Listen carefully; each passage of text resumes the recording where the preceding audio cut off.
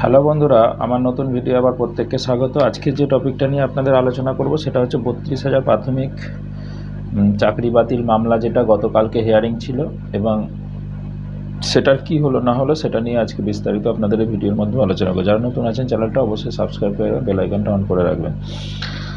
তো 32,000 মামলার আগের যে হিয়ারিংগুলো শুনছিলাম বা দেখছিলাম, যেটা আমি আগের ভিডিওতেও বলেছিলাম যে এখনই কিছু বলা মুশকিল, মনে হচ্ছিল পজিটিভ, কিন্তু গতকালকের হিয়ারিংয়ের যেটুকু সারবর্তা শুনে বা দেখে বা বিভিন্ন মাধ্যমে দেখে যেটুকু আমার মনে হচ্ছে সেটা হচ্ছে এটা আবার সেই ব্যাকে চলে গেল। এবং আমি এটা বারবার ওটাই বলেছিলাম যে শুধু এক পক্ষের কথা শুনলে হবে না। এখনও যদি বঞ্চিত চাকরি প্রার্থীদের সপক্ষে উকিলরা এখনও বলতে শুরু করেনি। কালকে যেটা বলেছে সেটা হচ্ছে ইন সার্ভিস শিক্ষক যারা আছেন তাদের পক্ষে তাদের উকিলবাবু বলেছেন, কিন্তু সেই উকিলবাবু বলার পরিপ্রেক্ষিতে জজ সাহেব যা যা মন্তব্য করেছেন এবং তাকে যা ব্যাকে কোশ্চেন করেছেন তাতে কিন্তু থতমত খেয়েছেন এবং জজের বক্তব্য অনুসারে মানে উকিলবাবুর বক্তব্য অনুসারেই তারা কিন্তু ফেঁসে যাচ্ছে এবং 32,000 যে চাকরি বাতিল যে মামলাটা এবং 32,000 ইন সার্ভিস আছে তারা কিন্তু ব্যাকফুটে চলে যাচ্ছে। তো যাই হোক, আগামীকালকে আবার শুনানি আছে, মানে বৃহস্পতিবার 3/7/2025, এবং এটা দেখে বোঝা যাচ্ছে যে এই ডিভিশন বেঞ্চের রায় কিন্তু খুব দ্রুত আসতে চলেছে।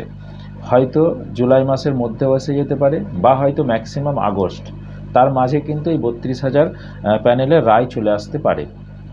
আর একটা কথা বলবো, যেটা হচ্ছে 32,000 নাকি পুরো 42,000 বাতিল হতে পারে। এইখানটায় একটা ডাউট তৈরি হচ্ছে, যেটা 26,000-এর ক্ষেত্রে ঘটেছিল। প্রথমে কিন্তু 26,000 যেটা এসএসসির ক্ষেত্রে ঘটেছিল, প্রথম কিন্তু যারা দুর্নীতি ধরা পড়েছিল শুধুমাত্র তাদের ক্যান্সেল করেছিল, কিন্তু পরবর্তী সময়ে যেটা সুপ্রিম কোর্টে গিয়ে হলো পুরো প্যানেল বাতিল হলো। এখানেও কিন্তু সেরকমও হতে পারে বা হবার দিকে আগাচ্ছে, কারণ এখানে যেটা বিচারপতি মন্তব্য করছেন আপনাদের আমি সেটা বলছি, শুনুন, শুধু সেটা শুনেই বোঝা যাচ্ছে যে জজ সাহেবরা কোন দিকে যেতে চলেছেন।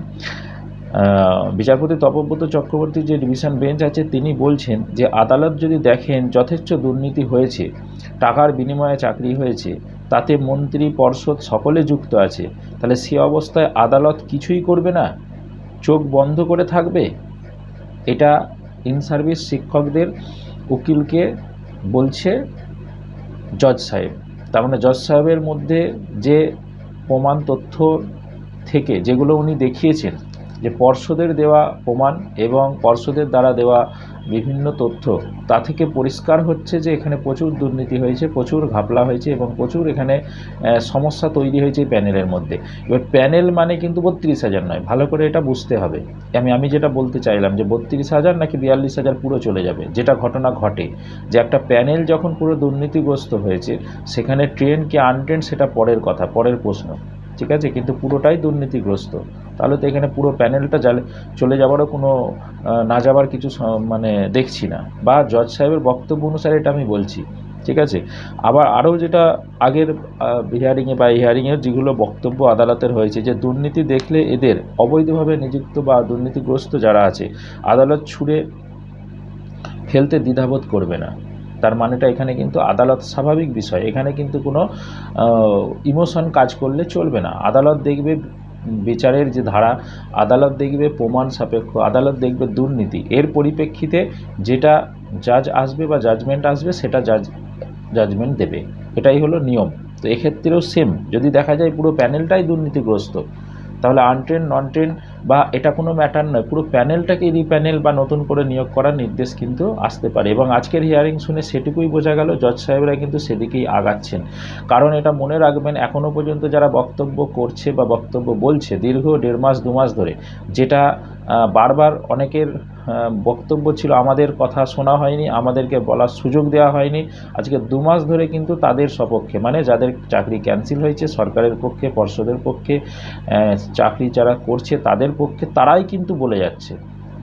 এখনও কিন্তু বলা শুরু করেনি যারা এই অভিযোগটা এনেছে বা যারা বঞ্চিত হয়েছে তারা, অতএব তাদের কিন্তু শোনার এখনও বাকি আছে। তাহলে তাদের যখন শোনা শুরু হবে তাদেরও নিশ্চয়ই যথেষ্ট সপক্ষে যুক্তি প্রমাণ আছে। এখন যারা সপক্ষে বলছে যে যাদের ক্যান্সেল না হয় তাদেরকে বহালে রাখা যাক, তার পরিপ্রেক্ষিতে জজের এটা মন্তব্য।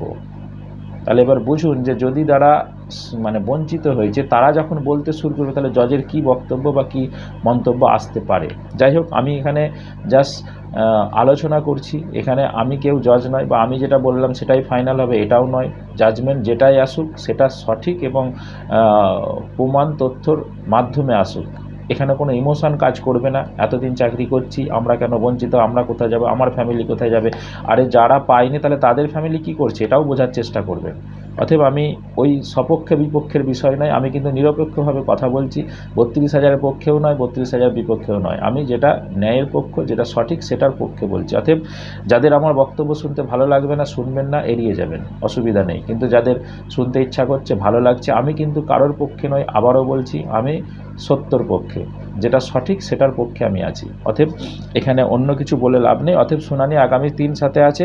এবং আরেকটা যেটা শেষ আপনাদের নিয়ে আলোচনা করব যে কতদিনের মধ্যে রায়, আমি যেটা বললাম একটু আগেই যে হয় জুলাইয়ের মধ্যে নাহলে আগস্টের মধ্যে জাজেরা জাজমেন্ট দিতে চলেছেন, এটুকু কনফার্ম থাকুন। তার কারণ আর একদিন হয়তো হিয়ারিং, যারা এই 32 যাতে না যায় তাদের পক্ষে বলবে, তারপরে 2-3 দিন হয়তো যারা এটার এগেনস্টে মানে যারা বঞ্চিত হয়েছে চাকরি প্রার্থী তারা বক্তব্য রাখবে, তারপরে কিন্তু জাজমেন্ট দেবে। তবে জাজমেন্টের একটা ব্যাপার আছে, একটা ভাইটাল যেহেতু জাজমেন্ট, তো জাজমেন্ট হয়তো রিজার্ভ করে রাখার একটা চান্স আছে এবং যেটা হয়তো 15 দিন 20 দিন বা 1 মাস পর্যন্ত রিজার্ভ থাকতে পারে। এই জন্যই আমি আগস্ট মাসটা টানছি, নাহলে বলতাম যে জুলাইয়ের মধ্যে শুনানি শেষ হয়ে যেতে পারে এবং জাজমেন্টটা রিজার্ভ করে রেখে এটা নিয়ে অনেক বিস্তারিত আলোচনা, কারণ এখানের সঙ্গে অনেকে যুক্ত, এটা মনে রাখতে হবে। তো জাজমেন্টটা জাজ দেওয়ার আগে অনেক কিছু ভাববে, আইনের যত ধারা আছে, আইনের যত কিছু আছে সেগুলো দেখে তবেই কিন্তু জাজমেন্ট দেবে।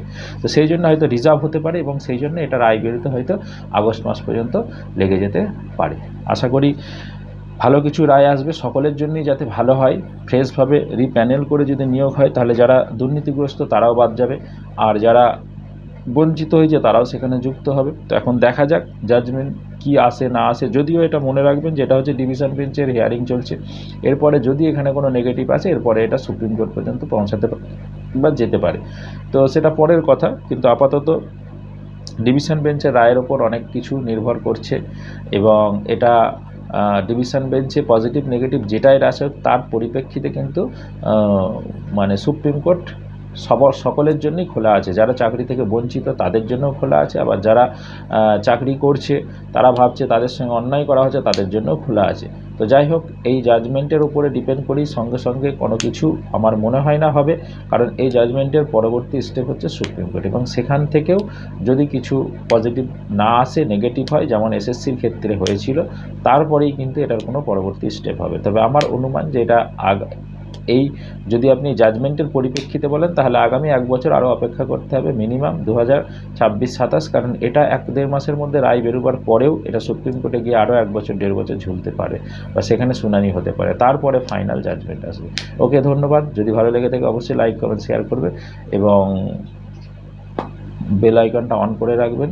যারা নতুন আছেন তারা চ্যানেলটা সাবস্ক্রাইব করে রাখবেন। ধন্যবাদ।